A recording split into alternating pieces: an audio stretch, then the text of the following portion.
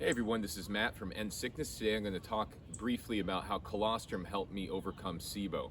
First I'll talk about my story, what I went through, some misconceptions about SIBO, how colostrum works, why you need to follow a proper diet to be able to have it work well, how you want to lean on fiber instead of protein and animal fats. I'll talk about dosage and frequency, what to expect when you're doing it. So first of all, let me say I'm not a medical doctor. This is not to be used for medical advice. This is based on my experiences for informational and educational purposes only. So first of all, my story. Very briefly, I was extremely sick, lost over 70, 80 pounds, had 5, 6 different bacterial infections, parasites, mold toxicity, etc. My stomach was a complete wreck, and nothing was able to fix my stomach like colostrum did. This is the point of why I'm making this video. It was just literally miraculous versus everything else I tried. So first, let me talk about misconceptions about SIBO. SIBO, people think, oh, SIBO is all about, reducing the carbohydrates, and you got to eat high protein, low carbohydrates, and this is the main problem in that, you can kill SIBO with antimicrobials like oil of oregano or, these berberine or these other things. But, the reality is that SIBO is actually there because your immune system is dysfunctional in your stomach. Your immune system is not functioning properly, and it's allowing the good bacteria to grow, or the bad bacteria to grow and grow and grow. And you're consuming foods over and over again. They're not being digested, that are irritating the immune system, which are causing this gut bacteria imbalance, right? So how colostrum works is it gets the immune system to start functioning properly in the stomach, so it starts to knock out the bad bacteria. And when you take the colostrum, it stimulates something called IgA. And what happens is your immune system kicks into gear and starts removing the bacteria, the toxins, the mycotoxins, the things that shouldn't be there. And it starts to stabilize the immune function in the stomach. It also has prebiotic properties, so it'll go ahead and feed the good bacteria in your stomach, help them grow. There's things like lactoferrin that are in it that suppress the growth of pathogens. There's peptides in it that help repair the gut lining so you don't have these leaky gut issues and the food sensitivities developing.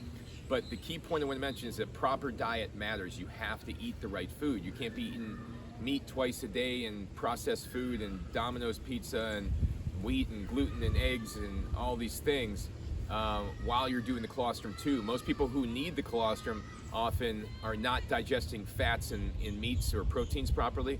So you don't want to be eating a lot of meat. You don't want to be eating the nuts, seeds, eggs, gluten, processed foods. You want to kind of avoid those. And stay off the dairy, considering that you're doing colostrum already. You don't want to go overboard with cheese or whatever else there. So you got to follow a proper diet. If you have more questions about diet, go to my website, endsickness.org, and look up the hypoallergenic food list. Give you all the info you need. What people don't understand about SIBO is that it's there because often you are consuming too much animal products in relation to plant-based foods. Plant-based foods feed the good bacteria. The animal products feed the histamine-producing bacteria and the bad bacteria.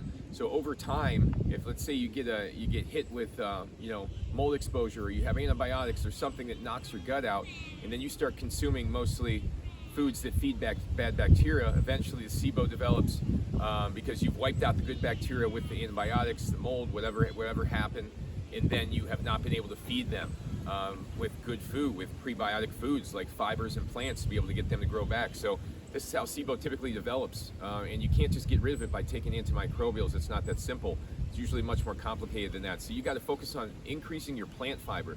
Your plant fiber is going to be the thing that actually helps the good bacteria grow back, and it helps your immune system calm down because the fiber is digested by good bacteria, and then they produce these short-chain fatty acids, and that calms the immune system down.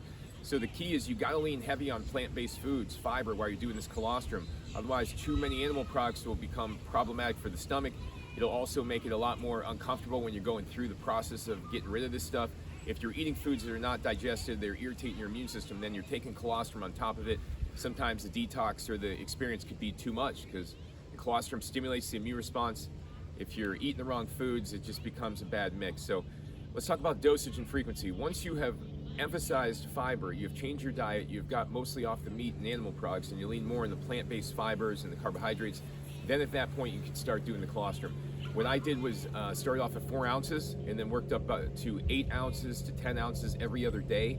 And at the most doing it maybe 4 days a week or so, 5 days a week at the absolute most. You want to make sure you don't ever do it more than 3 days in a row, or you might feel worse, because you got to realize that you're kicking your immune system into gear, and it's not something you're supposed to do day after day after day after day. It's something you want to do and then take a break, do and take a break. What to expect, it all depends on really your current situation, you know, what exactly you're going through. So, you know, if you've been eating a lot of meat, you've been eating lots of the foods I'm talking about, there may be digestive, you might have, you know, some gas, some foul-smelling gas, you might start going to the bathroom a lot more, you might have some bloating initially, but the key is you want to transition off of those foods to the plant-based foods while you're doing the colostrum, and that's going to make all the difference in the world. The detox can go on for, you know, it could go on for a week or two, it could go on for weeks. It just all depends on the person, their situation. So reach out to me if you have issues with your health. This is what I do professionally, is I help people with chronic illnesses, and you know, I help them based upon the information I've learned through my healing, my daughters, my clients. And feel free to reach out. My website is endsickness.org. I have lots of good information on there that should be able to give you everything you need to be able to see kind of what I'm all about and how I approach these things. So thank you for watching, and hope you guys join my page, and see you soon. Thanks.